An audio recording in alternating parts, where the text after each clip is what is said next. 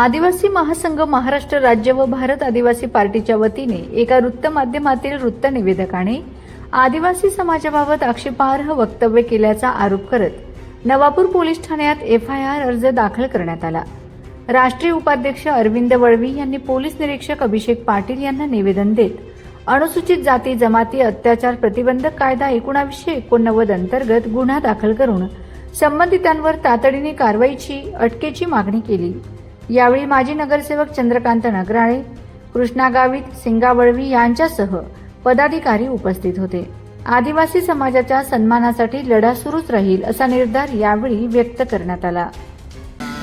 आम्ही या ठिकाणी आज एक FIR दाखल करण्यासाठी आलेलो होतो।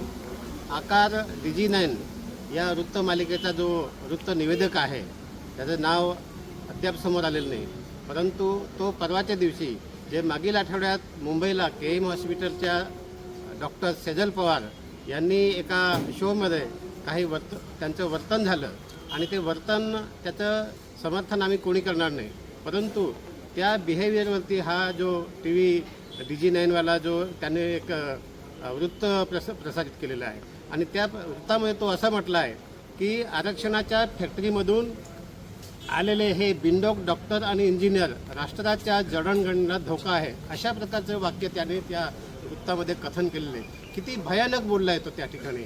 या वाक्यामुळे आमच्या सर्व या ठिकाणी आरक्षित वर्ग आहे, आरक्षणाचा लाभ घेणारा वर्ग आहे, मग तो अनुसूचित जातीचा आहे, अनुसूचित जमातीचा आहे, विजाबाज असेल, OB असेल, आमच्या या ठिकाणी भावना दुखावलेल्या आहे आणि नक्कीच या वाक्यामुळे आमचा अपमान होतो। आमची त्याने मानहानी केलेली आहे, सार्वजनिक ठिकाणी मानहानी केलेली।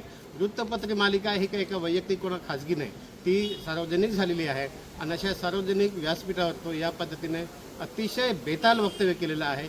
हे निश्चितच ॲट्रॉसिटीच्या गुन्ह्यानुसार गुन्हा दाखल करण्यास पात्र आहे, म्हणून या ठिकाणी आम्ही तसा गुन्हा नोंदवावा असं एक FIR नोंदवण्याचे एक पत्र या ठिकाणी द्यायला आलेलो आहे। या ठिकाणी नवापूर पोलीस स्टेशनला हे पत्र दिलेलं आहे।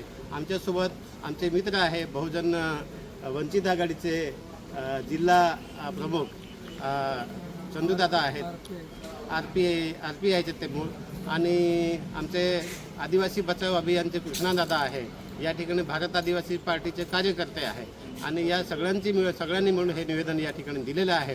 गुन्हा नोंदवावा, नाहीतर आम्ही पुढच्या काही दिवसात या वृत्तपत्र मालक जो असेल त्याच्या विरुद्ध आम्ही रस्त्यावर येऊन आंदोलन करणार, हे या ठिकाणी आम्ही ठामपणे सांगतो।